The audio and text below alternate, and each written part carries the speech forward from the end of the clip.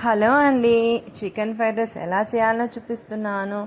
చాలా టేస్టీగా chicken fried rice ఎలా ఉందో చూడండి. ఇప్పుడు మనము చికెన్ని మంచిగా కడుక్కోవాలి. ఆ తర్వాత సాల్ట్ వేసుకోవాలి.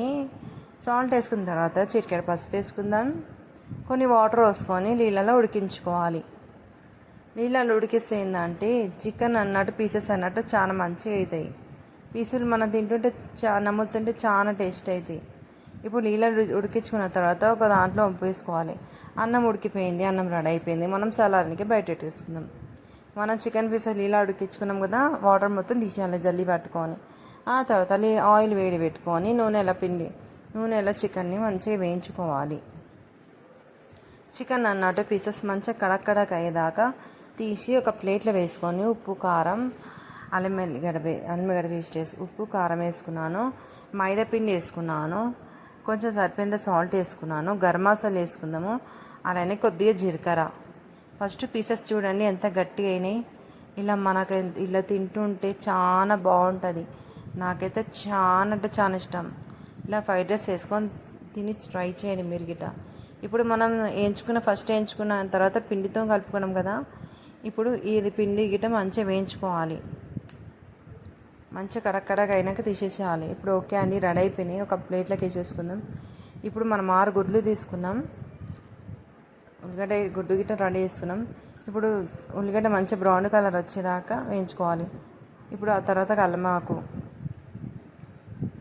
మంచిగా వేయగాలి. కల్మాకు గిట్ట ఉల్లిగడ్డ ఒక ప్లేట్లో తీసుకున్న తర్వాత అదే నూనెలో పచ్చికాయలు వేయించుకోవాలి. పచ్చికాయలు వేయించుకున్న తర్వాత అందుక అన్నం కుళ్ళ ఇప్పేసుకుందాం కదా. ఈ అన్నంలో మొత్తం కుళ్ళ ఇప్పేసుకున్న తర్వాత మీదికేని కారం పొడి, సరిపోయినంతలా సాల్ట్ వేసుకోవాలి. నువ్వులు, పల్లీలు, గరం మసాలా వేయించుకోవాలి.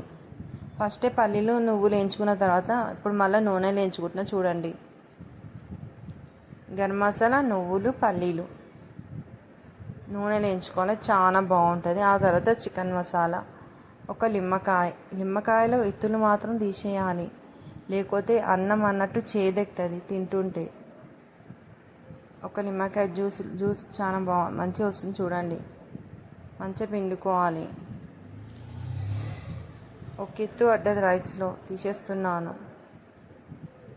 చూడండి. అన్నం కాలుతుంది, నేను అలానే కలిపేస్తున్నాను. అన్నం మొత్తం కలిపిన తర్వాత మనం వేయించుకున్న ఐటమ్స్ అన్నీ వేసేసుకుందాం. చూడండి, ఉల్లిగడ్డ, పచ్చికాయలు, గరం మసాలా వేయించుకున్నాం కదా, అన్నీ రైస్లో వేసుకుంటున్నాం. ఇప్పుడు చూడండి, చికెన్ పకోడీ ఇవి వేసేసుకుంటున్నా. గుడ్లు ఆమ్లెట్ టైప్ చేసుకొని వేసేసుకోవాలి. చిన్న కట్ చేసుకోవాలి, అలానే వేయకుండా చిన్న కట్ చేసుకోవాలి. నా చికెన్ ఫ్రైడ్ రైస్ ఎలా అయిందో మీరు నాకు చెప్పాలి. నచ్చితే లైక్ చేయండి, షేర్ చేయండి, పక్కనున్న గంట సింబల్ నొక్కండి. నా వీడియోలు చూడండి అందరూ. నా రైస్ ఎలా అయిందో మీరు చెప్పాలి కామెంట్ రూపంలో. ఈ చికెన్ ఫ్రైడ్ రైస్ చాలా అంటే చాలా బాగుంటుంది. ఓకే అండి, బాయ్.